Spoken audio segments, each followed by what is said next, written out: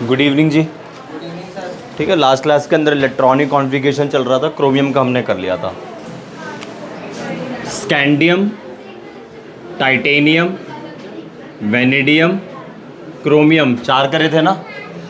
21 से लेकर 30 आपने याद रखने ही है। 1 to 20 आपको पहले ही याद थे ना। आपको 21 से 30 भी याद रखने हैं। 21 is scandium, 22 is titanium, vanadium is 23, chromium is 24। तो इसकी इलेक्ट्रॉनिक कॉन्फ़िगरेशन लिख ली थी, जिसके अंदर मैंने आपको 24 पे डैट इज क्रोमियम पे स्टार डलवा दिया था, अगर कुछ याद हो आपको। ठीक है, अब मैंगनीज का लिखो, मैंगनीज लिखो अब। ठीक है, स्टार्ट करो फटाफट से। Scandium, titanium, vanadium, chromium, manganese, then iron, then cobalt. ठीक है, मैंगनीज, आयरन, कोबाल्ट। फिर आप निकल के लिए लिखेंगे, then copper, then zinc. Start करो फटाफट से। ठीक है, इलेक्ट्रॉनिक कॉन्फ़िगरेशन टॉपिक चल रहा है। हमने scandium, titanium, vanadium and chromium इन चारों एलिमेंट्स के इलेक्ट्रॉनिक कॉन्फ़िगरेशन लिख ली थी, जिसमें से क्रोमियम में मैंने आपको एक्सेप्शन भी बताई थी। अब आपने मैंगनीज, आयरन, कोबाल्ट, निकल, कॉपर, जिंक की इलेक्ट्रॉनिक कॉन्फ़िगरेशन लिखनी है। लिखो।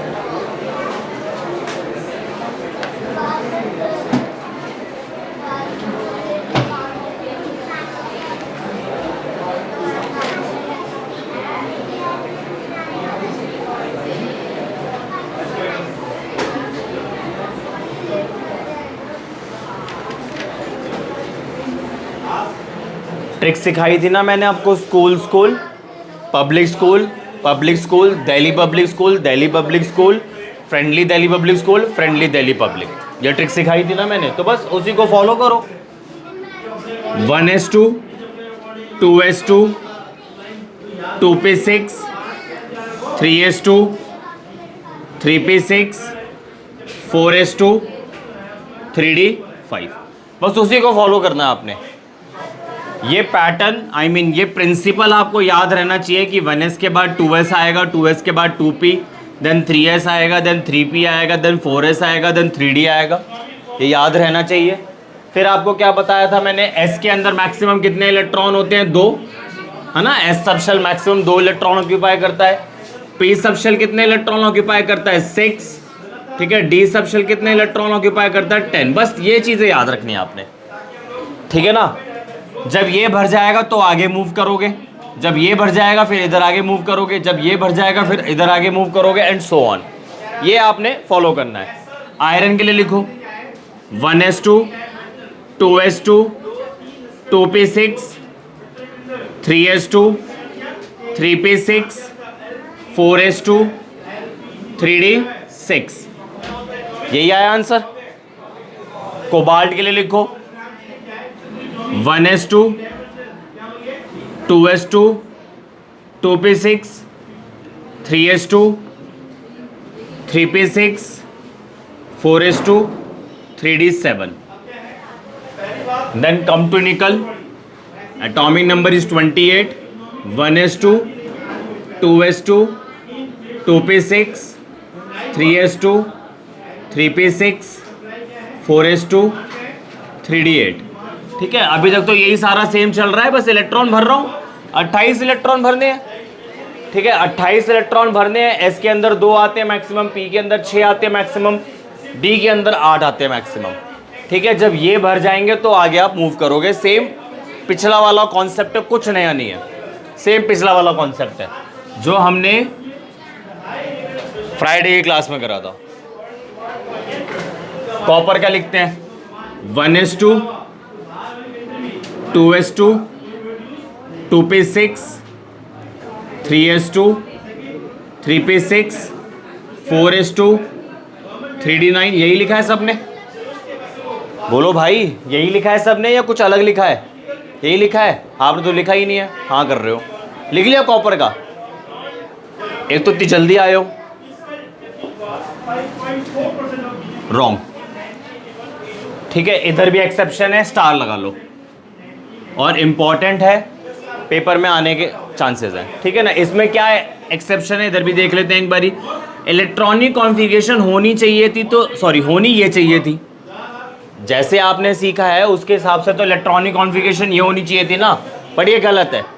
होगी क्या फिर 1s2 2s2 2p6 3s2 3p6, इधर हो जाएगा 4s1, इधर हो जाएगा 3d10।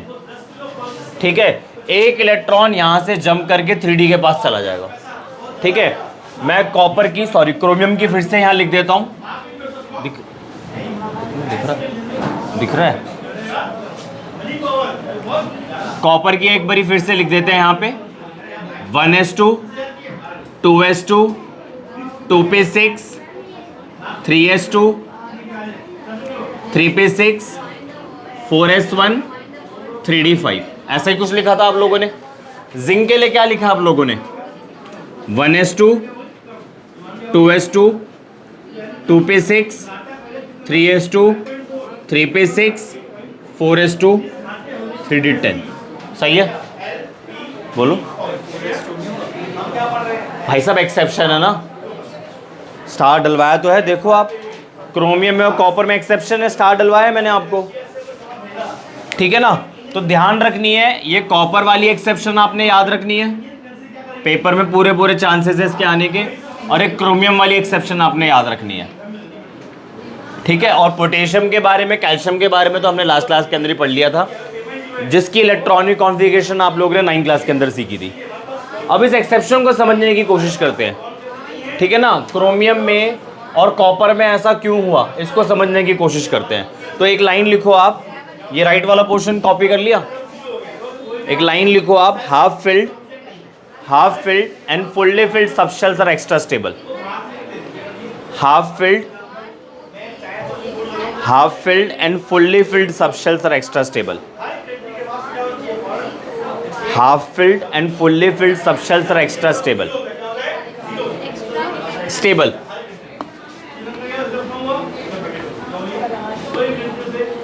मैंने आपको क्या पॉइंट लिखवाया है कि हाफ फिल्ड सबशेल्स जो होती है वो एक्स्ट्रा स्टेबल होती है। हाफ फिल्ड और फुल्ली फिल्ड सबशेल्स और एक्स्ट्रा स्टेबल। तो एक बार देख लेते हैं कौन कौन से केसेस बनेंगे हाफ फिल्ड के अंदर, फुल्ली फिल्ड के अंदर।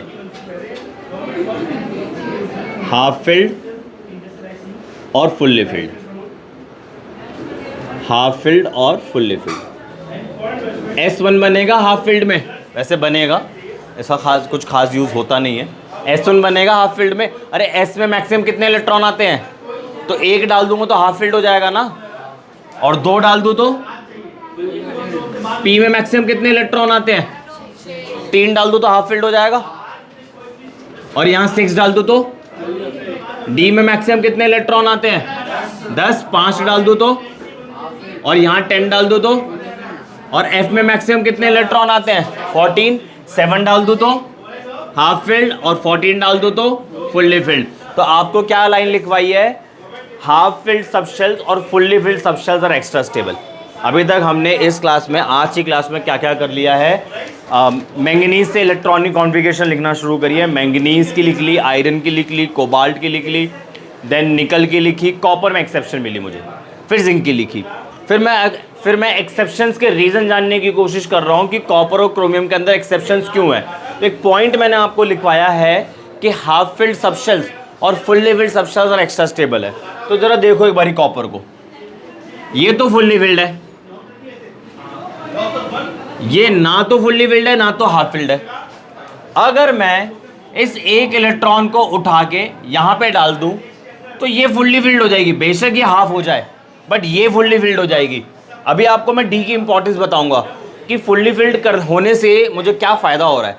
ठीक है, इधर देखो, इधर पिछला केस क्या पढ़ा था आप लोगों ने, 4s2 3d4 पढ़ा था। मैंने क्या करा, इसमें से एक इलेक्ट्रॉन निकाला और इसको यहां डाल दिया, तो 3d5 क्या हो गया, हाफ फिल्ड हो गया, है ना। इधर फुल्ली फिल्ड हुआ, इधर हाफ फिल्ड हुआ। अब हाफ फिल्ड और फुल्ली फिल्ड से क्या एडवांटेज है, देखो डी में मैक्सिमम कितने इलेक्ट्रॉन आते हैं, अरे बोलो भाई, मम्मी ने मना करा बोलने के लिए। कितने आते हैं फिर डी में इलेक्ट्रॉन, 10 आते हैं ना। पहले ये वाला केस देखते हैं, 5 वाला। एक इलेक्ट्रॉन, 2 इलेक्ट्रॉन, 3 4 5, ठीक। सभी इलेक्ट्रॉन की स्पिन क्या है, क्लॉकवाइज है एंटी क्लॉकवाइज, क्लॉकवाइज है ना, बताया था ना मैंने। अपवर्ड एरो जो होगा वो क्या बताएगा, क्लॉकवाइज। डाउनवर्ड एरो जो होगा वो क्या बताएगा, एंटी क्लॉकवाइज। एक और चीज बताओ आप मुझे, इन पांचों ऑर्बिटल की एनर्जी इक्वल है या अनइक्वल है, इक्वल है, मतलब दे आर डीजेनरेट ऑर्बिटल्स, है ना, दे आर डीजेनरेट ऑर्बिटल। कुछ याद आ रहा है, they are degenerate orbitals. Degenerate orbitals ऐसे ऑर्बिटल्स होते हैं जिनकी एनर्जी क्या होती है, इक्वल होती है। तो एक बात बताओ, अगर मैं इस इलेक्ट्रॉन को इसके साथ एक्सचेंज कर दूं तो कोई परेशानी है भाई। ये वाले इलेक्ट्रॉन की स्पिन भी प्लस हाफ, इस वाले की भी प्लस हाफ, दोनों ऑर्बिटल की एनर्जी बराबर है, तो इस इलेक्ट्रॉन को इसके साथ एक्सचेंज कर सकता हूं, है ना। बोलो क्या जीरो, अबे बदल रहा हूं, ये इधर ला रहा हूं, ये इधर ला रहा हूं, ठीक है। सिमिलरली इसको इससे एक्सचेंज कर दो, इसको इससे एक्सचेंज कर दो, इसको इससे एक्सचेंज कर दो, और भी तो पॉसिबिलिटी है, इसको इससे करो, ठीक, और भी है पॉसिबिलिटी, इसको इससे और लास्ट है इससे। कितनी पॉसिबिलिटीज बनी, और नहीं बनेगी, देख लो, है मैडम कर ली ना। अरे पीछे एक ही तो बात है, ऐसे कर लो, ऐसे कर लो, टोटल 10 पॉसिबिलिटीज बनेगी। यानी कि इलेक्ट्रॉन ने अपनी पोजीशन को क्या करा, एक्सचेंज करा। ऐसा करने से एनर्जी रिलीज होती है, एक्सचेंज एनर्जी। जितनी ज़्यादा एक्सचेंज एनर्जी रिलीज होगी उतनी ज़्यादा आपकी ये वाली सबशेल, ये वाली इलेक्ट्रॉनिक कॉन्फ़िगरेशन स्टेबल हो जाएगी। अब आ जाओ D10 पर, कहाँ है D10, ये रहा D10 पर आ जाओ। अब D10 में कितने इलेक्ट्रॉन है, जाहिर सी बात है, मैं खुद ही बोल रहा हूँ 10 इलेक्ट्रॉन है। 10 इलेक्ट्रॉन भरे कैसे जाएंगे वो बाद में देखेंगे, अभी सिर्फ जान लो। हो गए 10 इलेक्ट्रॉन, ठीक है, हो गए 10 इलेक्ट्रॉन। इधर भी एक्सचेंज होगा इलेक्ट्रॉन्स के बीच में, बट ध्यान रखना क्लॉकवाइज क्लॉकवाइज से होगा, एंटी क्लॉकवाइज एंटी क्लॉकवाइज से होगा। ऐसे मत कर देना ये क्लॉकवाइज इलेक्ट्रॉन को आप बदल रहे हो एंटी क्लॉकवाइज वाले से, क्लॉकवाइज क्लॉकवाइज से, एंटी क्लॉकवाइज एंटी क्लॉकवाइज से। तो क्लॉकवाइज की वजह से 10 पॉसिबिलिटी, उसकी वजह से भी 10 पॉसिबिलिटी, टोटल 20 पॉसिबिलिटी। तो इधर तो एक्सचेंज एनर्जी और ज़्यादा रिलीज होगी इसके कंपैरेटिवली, यानी कि ये वाली सबशेल हाफ फिल्ड सबशेल से और ज़्यादा स्टेबल हो जाएगी। ये रीज़न है, ठीक है जी, उतार लो। ये वाला तो समझ में आया। तो 10 पॉसिबिलिटी समझ में आ गई, सेम ही तो हो गया ऊपर वाला, ये वाला और ये वाला सेम ही तो हो गया, 10 पॉसिबिलिटी हो गई, बट क्लॉकवाइज से एक्सचेंज कर रहा है ना। अब लो, अब ये वाला इलेक्ट्रॉन इससे बदलेगा, ये वाला इससे बदलेगा, ये वाला इससे बदलेगा, तो फिर से 10 आ जाएगी। क्या किसमें 2 है, हाँ, एक ऑर्बिटल में 2 इलेक्ट्रॉन आते हैं, एक के स्पिन क्लॉकवाइज होते हैं, एक के स्पिन एंटी क्लॉकवाइज होती है। वो कौन बताता है, पॉली एक्सक्लूजन प्रिंसिपल, जो उसका नेक्स्ट टॉपिक है। बस इतना जानो आप, क्लॉकवाइज से अपनी पोजीशन बदलेगा, एंटी क्लॉकवाइज से। तो क्लॉकवाइज की वजह से 10, अगर आप यहाँ से समझ लो तो इधर कर दो डाउनवर्ड डायरेक्शन में इलेक्ट्रॉन को, तो भी 10 बननी है, तो भी 10 बननी है। तो 10 क्लॉकवाइज की वजह से, 10 एंटी क्लॉकवाइज की वजह से 20 पॉसिबिलिटीज हो गई, 20 एक्सचेंजेस हो रहे हैं, तो एक्सचेंज एनर्जी भी तो ज़्यादा रिलीज होगी। तो हाफ फील्ड और फुल्ली फील्ड के कंपैरेटिवली अगर मैं आप लोगों से पूछूं कौन सी सबसे ज़्यादा स्टेबल है, तो answer will be half field. अरे हाफ फील्ड और फुल्ली फील्ड से, फुल्ली फील्ड क्या बोल दिया मैंने, उल्टा बोल दिया, सॉरी। हाफ फील्ड और फुल्ली फील्ड सबशेल्स में से अगर मैं आप लोगों से पूछूं कौन सी ज़्यादा स्टेबल होगी, फुल्ली फील्ड में ज़्यादा एक्सचेंज एनर्जी रिलीज होगी as compare to half filled. तो रीज़न यहाँ पे है एक्सचेंज एनर्जी। एक इलेक्ट्रॉन को शिफ्ट करने की वजह से आपकी जो सबशेल्स थी half filled fully filled convert half filled और फुल्ली फील्ड में कन्वर्ट हो जा रही थी, जिसकी वजह से वो और स्टेबिलिटी अटेन कर रहा था। इसलिए कॉपर और क्रोमियम में एक्सेप्शन है, इलेक्ट्रॉन का ट्रांसफर हो जाता है। ठीक है, उतारो पहले से आप। एक ये लाइन तो लिखवाई दी है मैंने, हाफ फील्ड और fully filled subshells are extra stable. उसके बाद लिखो एक्सचेंज एनर्जी।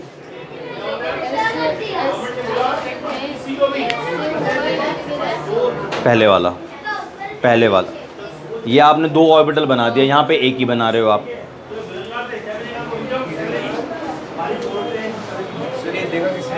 हाँ जी, ये ऑब्जर्वेशंस है, बनाई नहीं है, ये बनाते नहीं है कोई। आप इलेक्ट्रॉनिक कॉन्फ़िगरेशन लिख रहे हो, इसकी इलेक्ट्रॉनिक कॉन्फ़िगरेशन कायदे से ये आनी चाहिए थी। आप यहाँ पे फिर नंबर 1 पेड इलेक्ट्रॉन निकालोगे। भाई देखा डी में तो नंबर 1 पेड इलेक्ट्रॉन नहीं है, तो वो भी कहने लग गए यार हद हो गई, कॉपर में नंबर 1 इलेक्ट्रॉन इतने आने चाहिए, नंबर 1 पेड इलेक्ट्रॉन नहीं आ रहे, तो क्या गड़बड़ है। तो फिर उन्होंने देखा कि इलेक्ट्रॉनिक कॉन्फ़िगरेशन में गड़बड़ है कुछ। ऐसे एक्सेप्शंस बनाते नहीं हैं हम।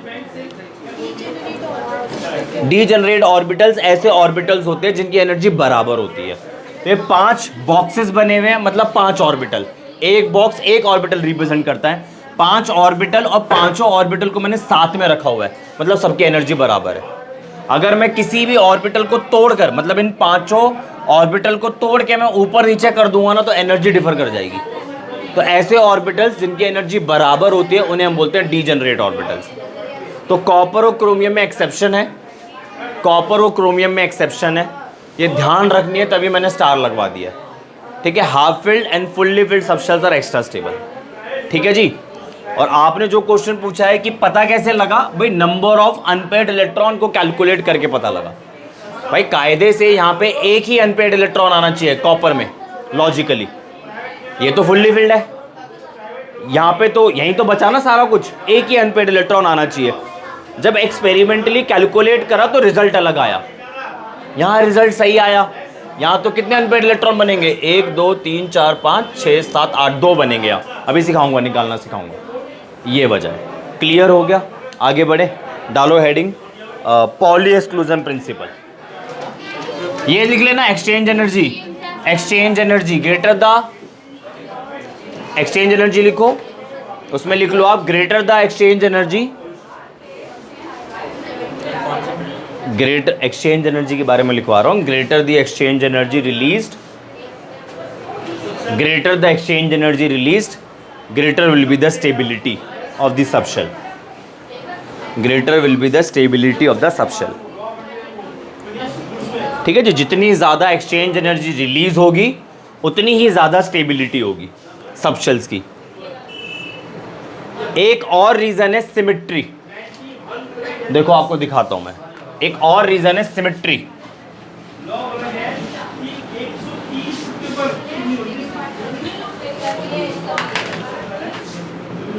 जैसे P के बारे में बात करते हैं, P में अगर 0 इलेक्ट्रॉन हो, P में अगर 3 इलेक्ट्रॉन हो, P में अगर 6 इलेक्ट्रॉन हो, तो ये सिमेट्रिकल डिस्ट्रीब्यूशन होता है इलेक्ट्रॉन का। मैंने अभी तो शुरू करा समझाना।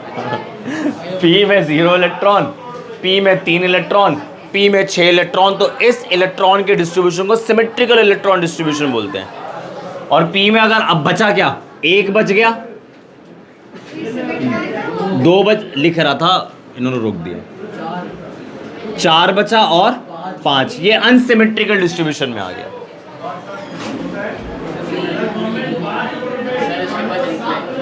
क्या भाई, ठीक है, एक रीजन ये भी है।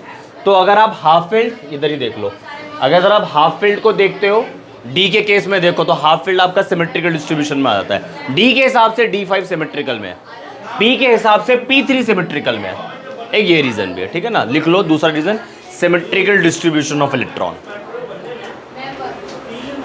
Symmetrical distribution of electron. Heading नहीं, रीजन है। अगर आप एनसीईआरटी गलती से पढ़ लोगे, ए यार रुक जाओ मेरे भाई, पॉली हेक्सागन। अगर आप गलती से एनसीईआरटी पढ़ लोगे तो ग्रीन कलर का कॉलम मिलेगा आपको, आई मीन ग्रीन कलर का बॉक्स मिलेगा, और उसमें दोनों रीज़न लिखे मिलेंगे जो बता रहा हूँ आपको, सिमेट्रिकल डिस्ट्रीब्यूशन ऑफ इलेक्ट्रॉन और exchange energy, half filled, fully filled, सबस्टेबल, एक्स्ट्रा स्टेबल, वो वहाँ मिल जाएगा आपको। आप इतनी गलती नहीं करते सर आपने बोला ना गलती से बुक खोल लेना। तुम गलती से बुक खोल लेना। हाँ, मैंने एक छुट्टी मारी तो उसमें भाई साहब 10-15 में से 20 भर के भेज दिए। सर मैंने ठीक है, आगे बढ़े, दोबारा सुन लो। इलेक्ट्रॉनिक कॉन्फ़िगरेशन सीखी है अभी तक हम लोगों ने। मैंगनीज से स्टार्ट करा था, जिंक तक गए हैं। कॉपर में एक्सेप्शन है, सेम एक्सेप्शन क्रोमियम में है। Reason is exchange energy. Exchange energy से ही कॉन्सेप्ट निकल कर आ गया आपका हाफ फील्ड और फुल्ली फील्ड, सबस्टेबल, एक्स्ट्रा स्टेबल और सिमेट्रिकल डिस्ट्रीब्यूशन ऑफ इलेक्ट्रॉन। ठीक, ये आप दोनों ने पढ़ा।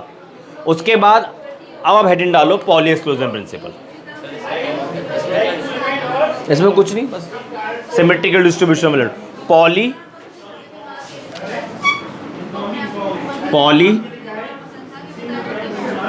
Exclusion principle. जब ये क्वेश्चन समझ में आए, ये प्रिंसिपल समझ में आएगा, तब मैं कुछ क्वेश्चंस कराऊंगा। इसमें लिख लो, no two electrons in an atom, no two electrons in an atom can have the same quantum number. No two electrons, no NO वाला, no two electrons TWO, no two electrons in an atom can have the same quantum number.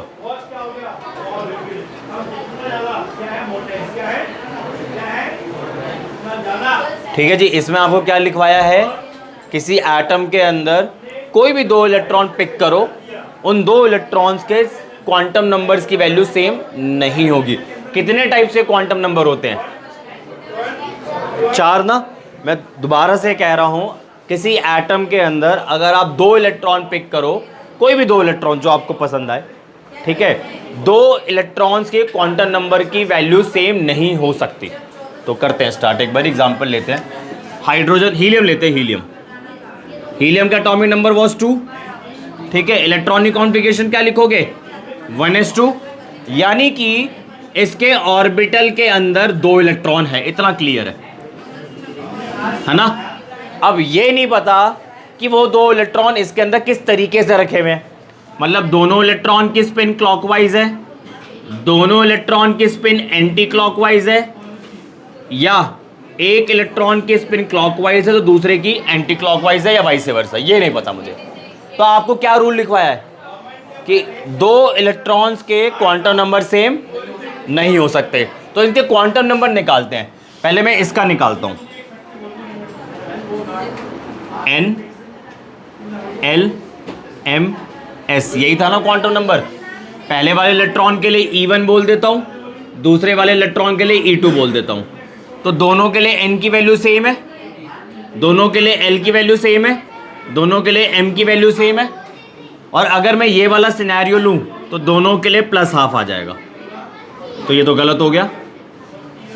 Principal क्या बोलता है, principal क्या बोलता है, 2 electron से quantum number same नहीं होंगे, यानी कि ये वाली अरेंजमेंट गलत है। चलो दूसरे पे चलते हैं। N फिर से सेम, L फिर से सेम, M फिर से सेम, S क्या हो जाएगा आपकी बार, माइनस। प्रिंसिपल क्या बोलता है, एटम के अंदर 2 इलेक्ट्रॉन्स के क्वांटम नंबर सेम नहीं होंगे, तो ये भी गलत। अब इधर चलते हैं, एक का क्लॉकवाइज आ रहा है, एक का एंटी क्लॉकवाइज आ रहा है, इसका मतलब ये सही है। तो यहीं से ही कंक्लूड कर लेता हूं कि ऑर्बिटल के अंदर सिर्फ 2 ही इलेक्ट्रॉन आते हैं, एक की स्पिन क्लॉकवाइज तो दूसरे की एंटी क्लॉकवाइज। आया समझ में, लिख लो। अबे यहाँ लॉजिक थोड़ी ना दिया था, वहाँ लॉजिक दे दिया। क्या खा कर आए हो? तो रीजन नहीं बताया था, रीजन बता दिया। तो सेकंड प्रिंसिपल आपका क्या हो गया है, पॉली एक्सक्लूजन प्रिंसिपल। ये क्या बोलता है, एटम के अंदर 2 इलेक्ट्रॉन से क्वांटम नंबर सेम नहीं होंगे, सेम आ रहे तो गड़बड़ है कुछ, मतलब आपने कुछ गड़बड़ करी है। ठीक है, ऐसे कर लो कॉपी फटाफट से। No 2 electrons in an atom can have the same quantum number, और यहीं से हमारा एक और प्रिंसिपल निकल जाता है, इसी का ही स्टेटमेंट है कि ऑर्बिटल्स के अंदर 2 इलेक्ट्रॉन होते हैं।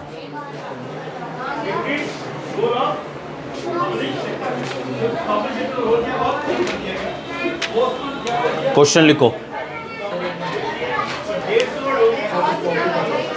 इसके बाद हुंस rule of maximum multiplicity nodes. हाँ जी, डिले हो गया। वो हम ना फिर थोड़ा सा 3 साल तक करने की कोशिश कर रहे थे, एक भी नहीं हुआ। 3 नहीं करने की कोशिश कर रहे थे, तीसरे तक जाने की कोशिश कर रहे थे। मैंने पूछा था इसको हटा के 3 या इसको मिला के, आपने क्या कहा इसको हटा के। नहीं मैडम जी, सपनों में आपके सपने हैं। ये देखो, ये देखो वकालत करने आ गए। हटा के 3 इसको मिला के बोला था चैप्टर नंबर 3 तक। हटा के बोला। क्यों झूठ बोला? मैं झूठ नहीं बोलता, मैं झूठ नहीं बोलता। रिकॉर्डिंग हाँ, खोल लो, यूट्यूब पे जाके ढूंढ के बता देना। चलो आगे बढ़े।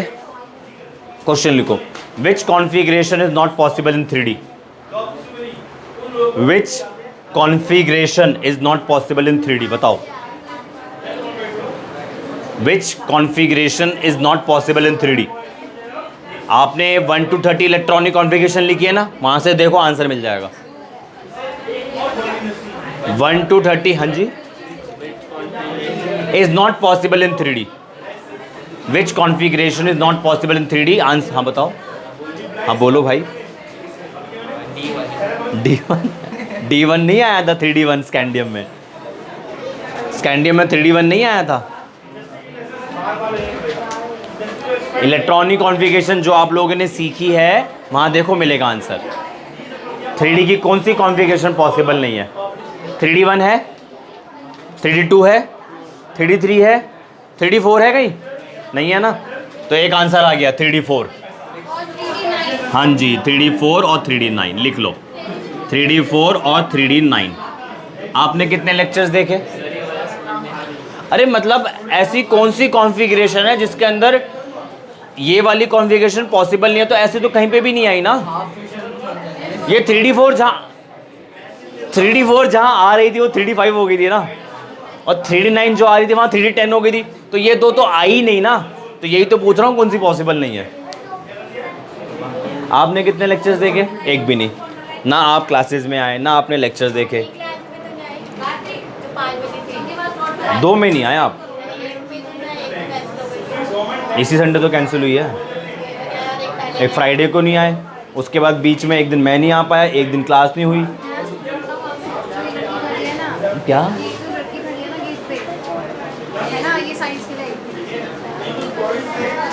कुछ सर्कमस्टेंसेस ऐसे हो गए थे, इसमें मैं आ नहीं पा रहा था। एक दिन भला, एक दिन हाँ, ये सारे सर्कमस्टेंसेस हो गए। नहीं कोई बात नहीं यार, इतना नहीं सोचते बनाते वक्त। सर्कमस्टेंसेस ही ऐसे हो गए थे। हाँ और क्या। चलो आगे नेक्स्ट क्वेश्चन। राइट ऑल 4 अरे लिखो यार, चलो करो फटाफट से। Right all 4 quantum numbers. Right all 4 quantum numbers for last electron of sodium. सारे के सारे क्वांटम नंबर लिखने हैं आपने। किसके लिए? सोडियम का लास्ट इलेक्ट्रॉन के लिए। तो उसके लिए आप इलेक्ट्रॉनिक कॉन्फ़िगरेशन लिखो। उसके लिए आप इलेक्ट्रॉनिक कॉन्फ़िगरेशन लिखो। पहले सोडियम की इलेक्ट्रॉनिक कॉन्फ़िगरेशन लिखो। एक दिन सेंटर बंद हो गया, एक दिन मैं नहीं आ पाया, फिर एक बीमार हो गया। नुकसान हो जाता है ना यार, हम पीछे हो जाते हैं हमारे। Sodium atomic number 11, 1s2, 2s2, 2p6, 3s1। तो आपने इसके सारे क्वांटम नंबर लिखने हैं।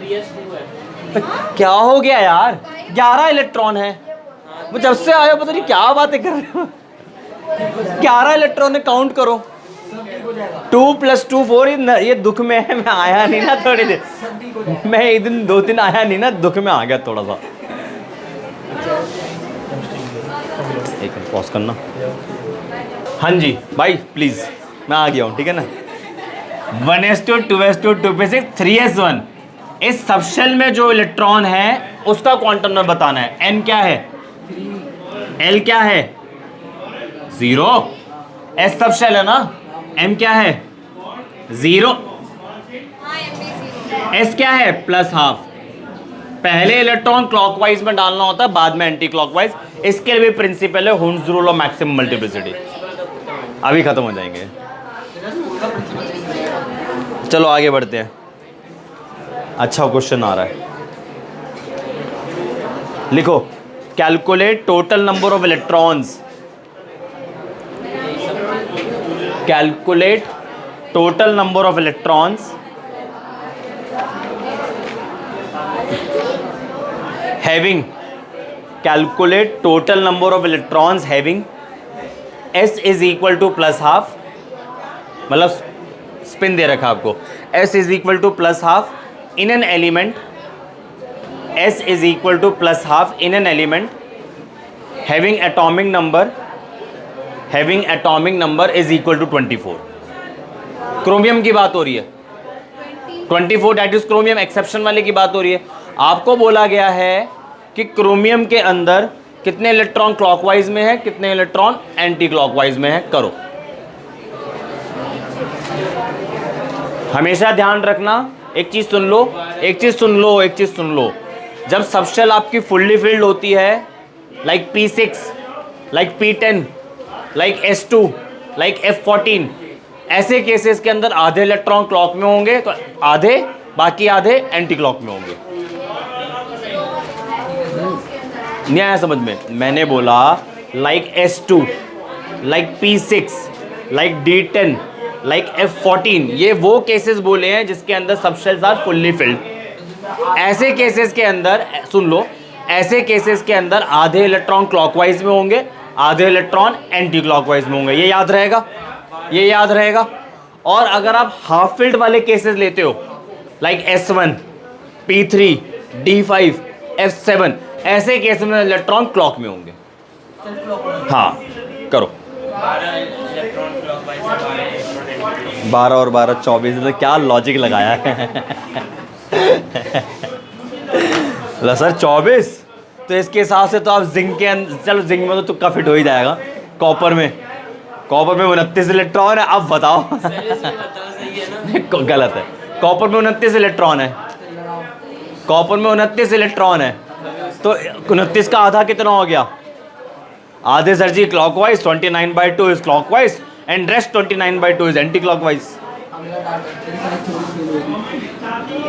Chromium is 24, 1s2, 2s2, 2p6, 3s2, 3p6, 4s1, 3d10। सही लिखा है मैंने?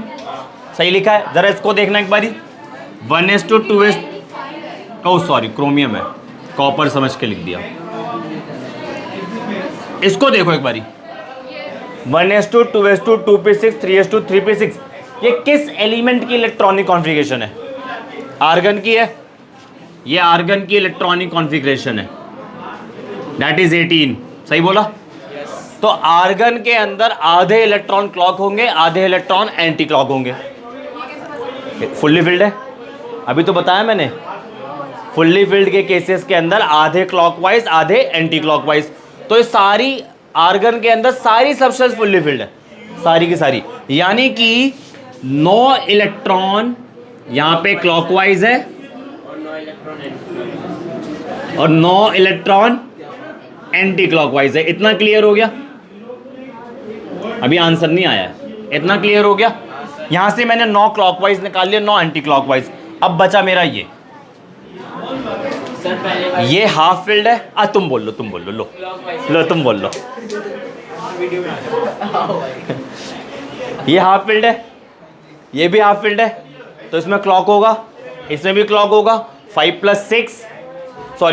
1 6, 6 + 9 15, तो 15 electron clockwise, 9 electron anti clockwise. वो भाई साहब क्या कर रहे थे, वो 24 लिया, आधे कर दिए। ठीक है जी, तो क्लॉकवाइज में क्लॉकवाइज इलेक्ट्रॉन्स आपके होंगे 9 + 6 दैट इज 15। और एंटी क्लॉकवाइज कितने होंगे?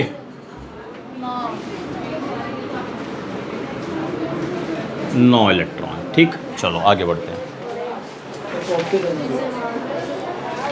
आपने लेक्चर देखे? ये भी तो गलत बात करी आपने। हाँ जी, स्टार्टिंग में 3 लेक्चर नहीं डाले मैंने? सब कुछ है मैडम, कैसी बात कर रहे हो?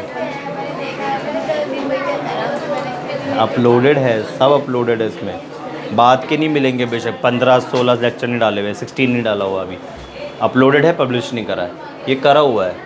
अभी थोड़ा परेशानी रहेगी आपको, वेट करो, चैप्टर ख़त्म ही होने वाला है। 3rd चैप्टर कंफर्म समझ में आएगा, बट आपको उसको फिर भी देखना है। बोलो, ये समझ में आ गया 9 वाला? अब इधर आ जाओ। ये हाफ फील्ड है, ये हाफ फील्ड है। हाफ फील्ड के अंदर इलेक्ट्रॉन हमेशा क्लॉकवाइज होंगे, इसके लिए अभी थोड़ी देर में प्रिंसिपल पढ़ लेंगे। तो इसमें भी क्लॉकवाइज, इसमें भी क्लॉकवाइज। 5 + 1 6, 9 यहाँ ऑलरेडी थे, 6 + 9 15। यार उसके हिसाब से तो कोर्स भी खत्म हो जाएगा। डालो हेडिंग नेक्स्ट और क्वेश्चन लिखो। हैं वो आपके वहाँ के हिसाब से तो क्वेश्चन भी खत्म हो जाएगा। कल क्वेश्चन कह रहा हूँ, सिलेबस ही खत्म हो जाएगा। मिड टर्म आते आते सिलेबस कंप्लीट हो जाएगा, मिड टर्म के बाद रिवीजन भी हो जाएगी सिलेबस की। उसके बाद 12th का सिलेबस 12th का भी स्टार्ट कर देंगे, और टाइम बचा तो यूपीएससी की प्रिपरेशन भी करवा देंगे। बोलो, लिखो कैल। मैं वहाँ स्कूल की बता रहा था ना, वो 4 चैप्टर खत्म हुआ था, स्कूल का ही बता रहा था भाई साहब। वहाँ एसएससी रेलवे की सबकी प्रिपरेशन हो जाएगी 12th के अंदर। तो 11th में 12th 11th खत्म, 11th में 11th भी खत्म, 12th भी खत्म। टाइम बचा तो वहीं से एसएससी की प्रिपरेशन, सीजीएल की शुरू। 12th के अंदर एसएससी सीजीएल भी खत्म, फिर एंड के अंदर by the end of your 12th class वहाँ पे यूपीएससी भी शुरू हो जाएगी। 12th खत्म होते सारे पेपर क्लियर हो जाएंगे आपके। सर यूपीएससी मुश्किल है, जेई? अबे यूपीएससी डिफिकल्ट है, इंडियाज टफेस्ट एग्जाम। इंडिया का फर्स्ट एग्जाम नंबर 1 जेई है। चल नकली जेई इतने सारे बच्चे क्लियर कर लेते।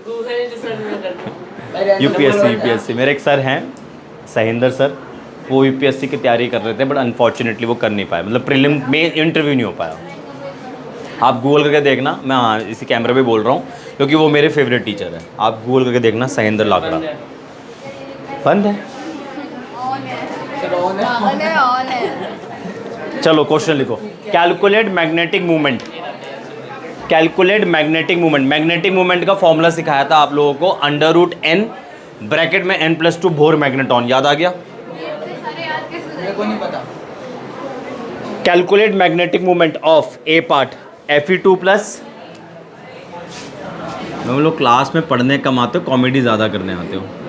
Fe2+, दिव्यांशु तुम सबसे ज़्यादा तुम ही हो, फिर मनन।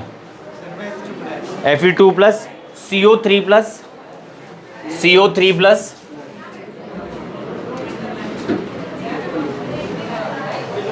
Cr3+। आपने इनके मैग्नेटिक मूवमेंट निकालने हैं। मैग्नेटिक मूवमेंट निकालने से पहले आपको अनपेयर्ड इलेक्ट्रॉन पता होने चाहिए, तभी तो आप निकालोगे।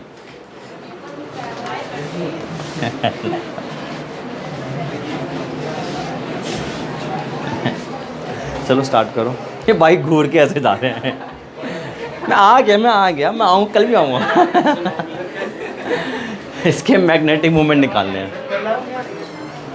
उसको आने की खुशी है बहुत ज़्यादा मेरे। चलो करो। Fe2+। सबसे पहले आयरन की इलेक्ट्रॉनिक कॉन्फ़िगरेशन लिखो। आयरन की इलेक्ट्रॉनिक कॉन्फ़िगरेशन लिखो। Iron is 26, 1s2, 2s2, 2p6, 3s2, 3p6, 4s2, 3d6। यही है, यही है। एक पॉइंट है आप लोगों के लिए, मतलब क्वेश्चन है। 1s वाली शेल पहले होगी, ये फिर सेकंड नंबर पर आएगी। 2s 2p तो सब शेल्स है ना, ये थर्ड नंबर पर आएगी। तो ये पहले कैसे आ गई? क्योंकि वो एस पे है ना, SN इसलिए 4 है, मतलब एस से स्टार्ट। ये 4s कैसे पहले आ गई? क्योंकि स्कूल कॉलेज को करवा रहे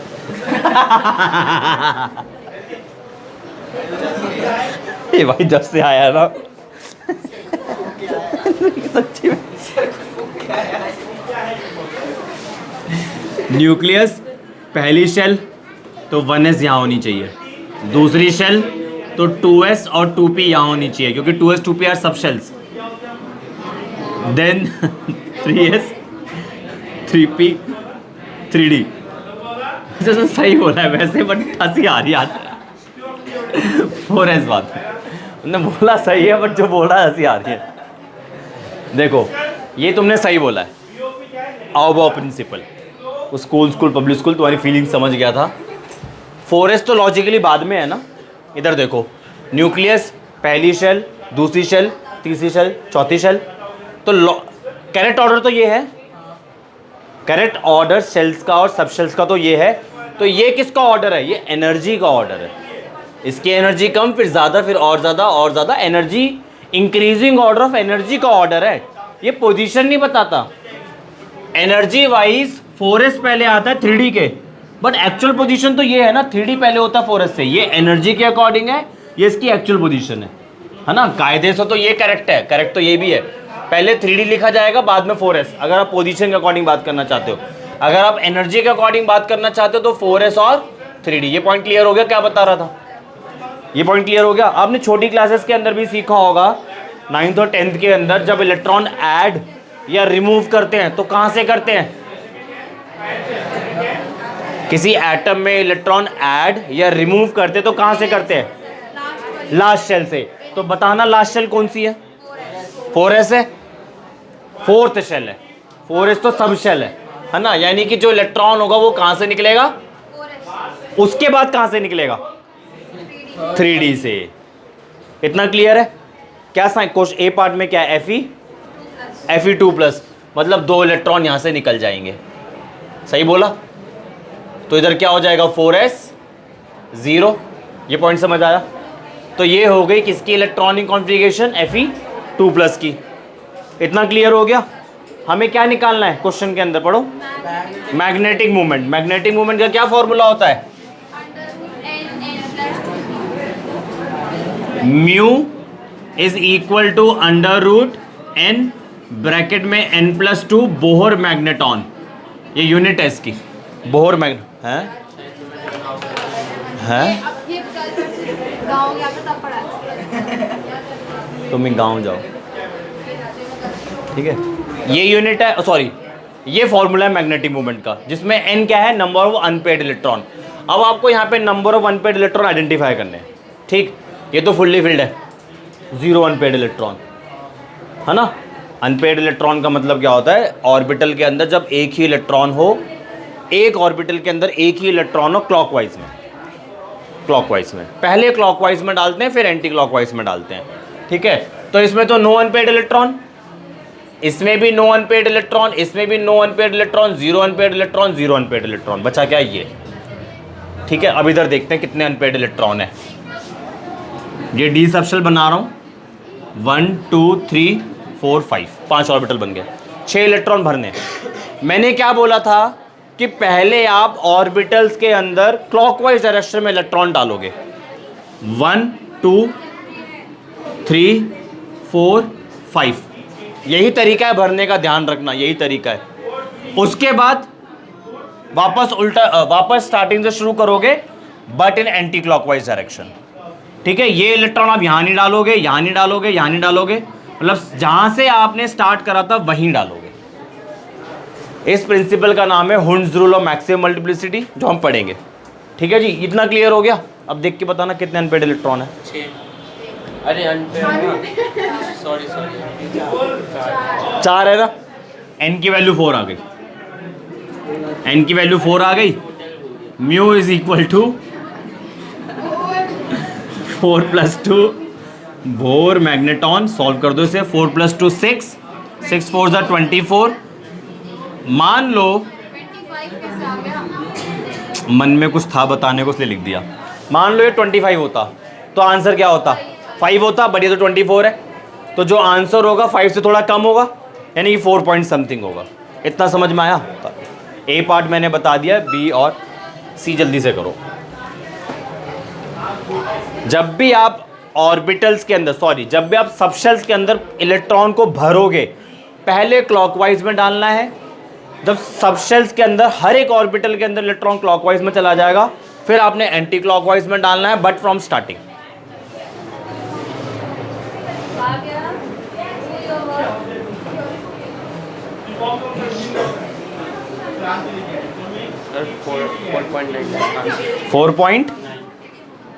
4.9 Bohr magneton. B stand for Bohr, BOHR, then magneton. अब आप जल्दी से करो।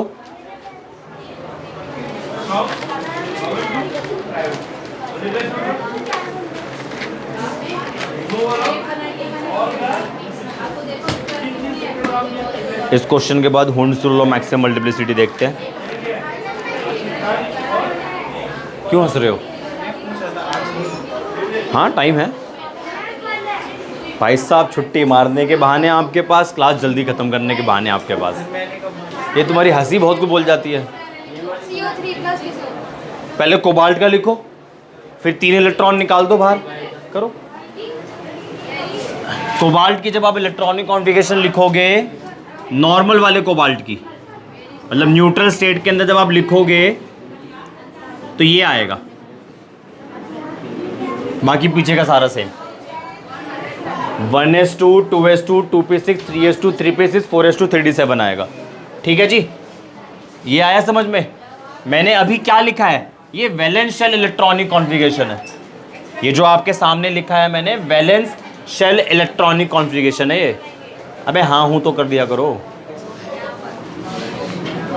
ये वैलेंस शेल इलेक्ट्रॉनिक कॉन्फ़िगरेशन, नहीं समझ में आया?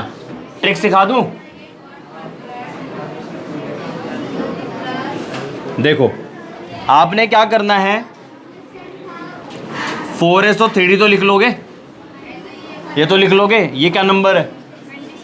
अबे पहली वाला डिजिट बताओ, दूसरी वाली। स्कैंडियम में भी यही होगा, टाइटेनियम, वैनेडियम, क्रोमियम में नहीं होगा। हाँ लास्ट के लिए वैलेंस शेल लिखिए मैंने, ये लास्ट के 2 पिक करें वैलेंस शेल।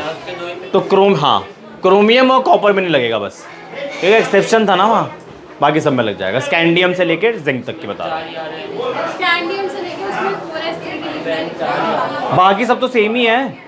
हमें वैलेंस शेल इलेक्ट्रॉनिक कॉन्फ़िगरेशन की जरूरत पड़ती है ना, तो बार बार आप इतना बड़ा लिखोगे। तो ट्रिक सिखा दी मैंने आपको। बट ये तो कोबाल्ट की है ना, यहाँ कितना है? यहाँ तो 3+ है, मतलब 3 इलेक्ट्रॉन बाहर निकालने पड़ेंगे। तो सबसे पहले तो S से निकल जाएगा, 2 चले गए, अब 1 बचा। वो 1 कहाँ से निकलेगा? D से निकलेगा। तो कितना आ गया? 4s0, 3d6। कितने अनपेड इलेक्ट्रॉन है? अगेन 4। तो यही आंसर आ रहा है। ठीक है ना, जल्दी से करो। इस पर हेडिंग डालो, Hund's rule of maximum multiplicity. अब अगला वाला कर लो, अब तो हो जाएगा Cr3+।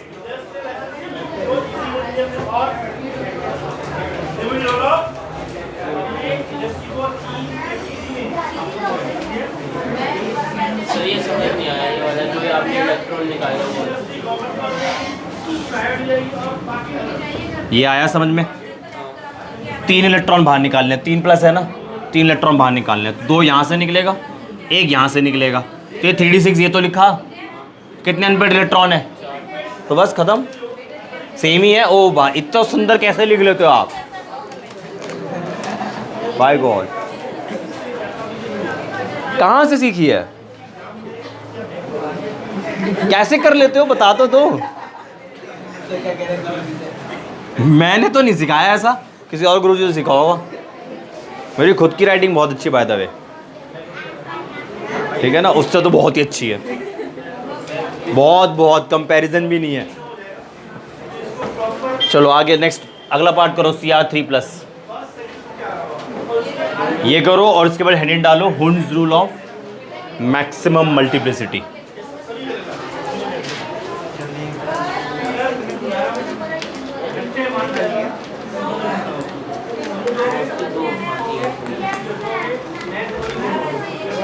NCERT दिखाना, NCERT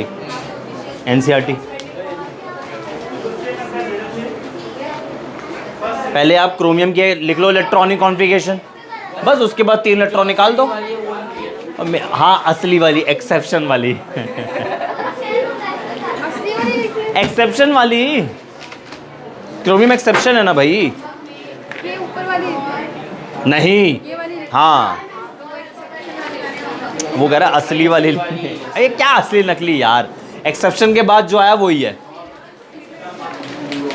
असली नकली पता नहीं।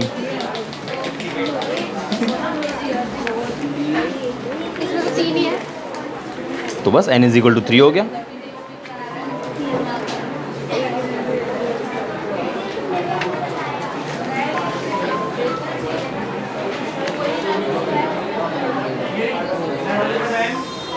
जल्दी करो, अगला प्रिंसिपल भी कराना है। अगला क्या है जी, Cr3+। तो Cr की अगर इलेक्ट्रॉनिक कॉन्फ़िगरेशन लिखूं तो 4s1 3d5 होगा, बट मुझे तो Cr3+ चाहिए। तो एक इलेक्ट्रॉन यहां से निकालो, 2 यहां से निकालो, 4s0 3d3। ठीक है जी। तो 3d के अंदर कितने इलेक्ट्रॉन आ गए, बोलो?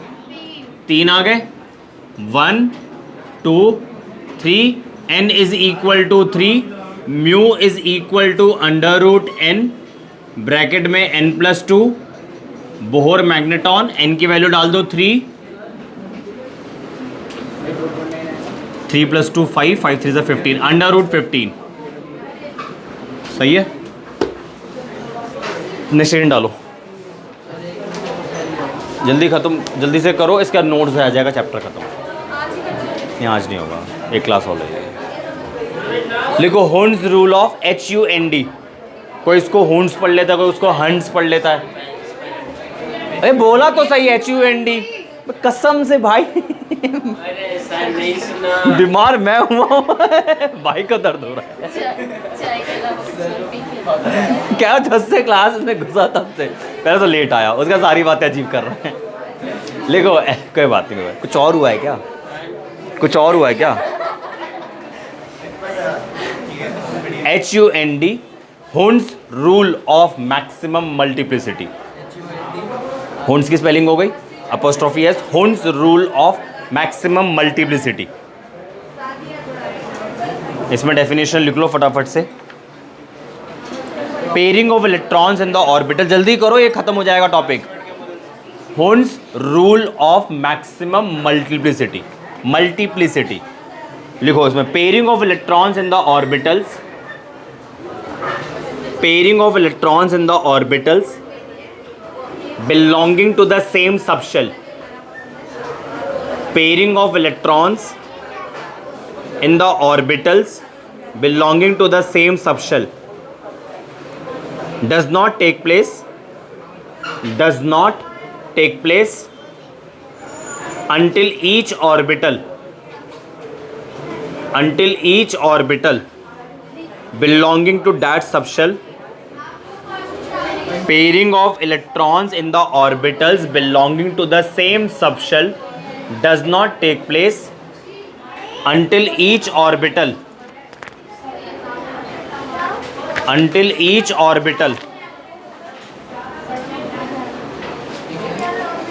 symmetrical distribution of electron, जो बता रहा था मैं exchange energy, तो मैंने बोला तो था। लिखो आप, pairing of electrons in the orbitals belonging to the same subshell does not take place until each orbital belonging to that subshell has got 1 electron each. Does not take place until each orbital belonging to that subshell has got 1 electron each, that is it is singly occupied.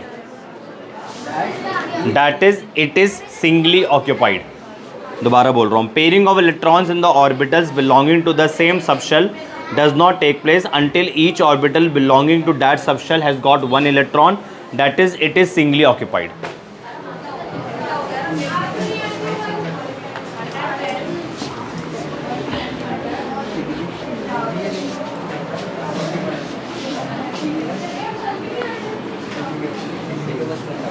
It is singly occupied. Let's say D10, D10 से पहले P, बस singly.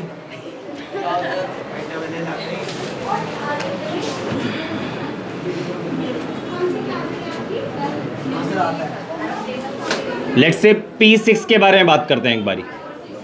ठीक है, P6 फिर D10 देखेंगे. F14 देखने की जरूरत ही नहीं पड़ेगी. P6 का मतलब क्या है, आपको P सब शेल में 10 इलेक्ट्रॉन भरने हैं, सॉरी 6 इलेक्ट्रॉन भरने हैं. I am sorry, I take my words back.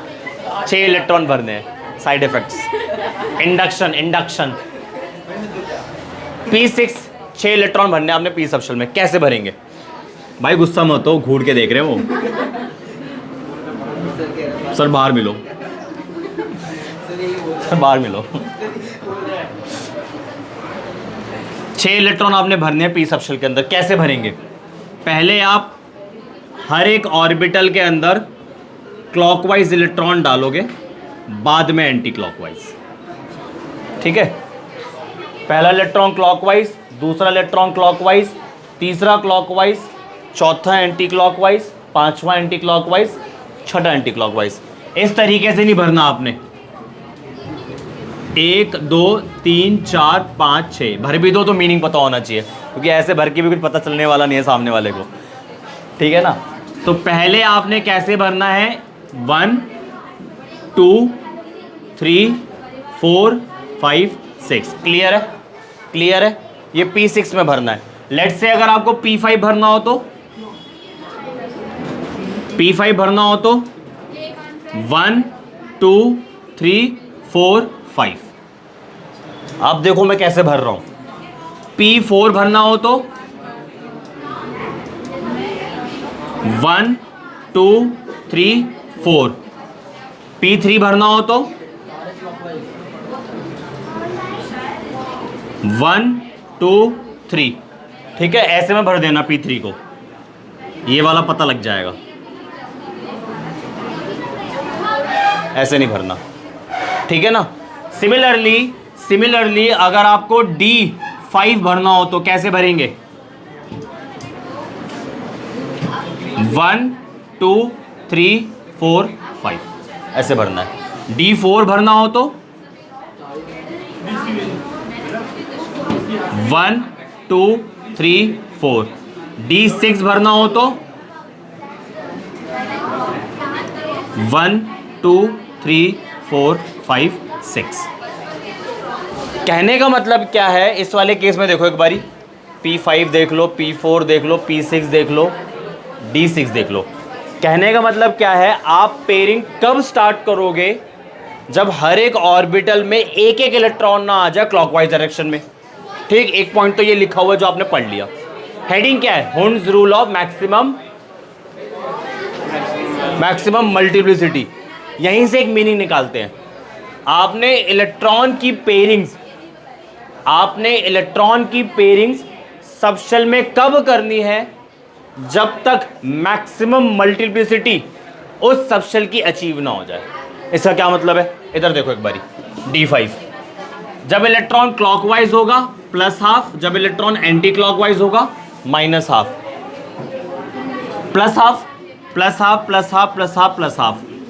+½ into 5 that is 5/2.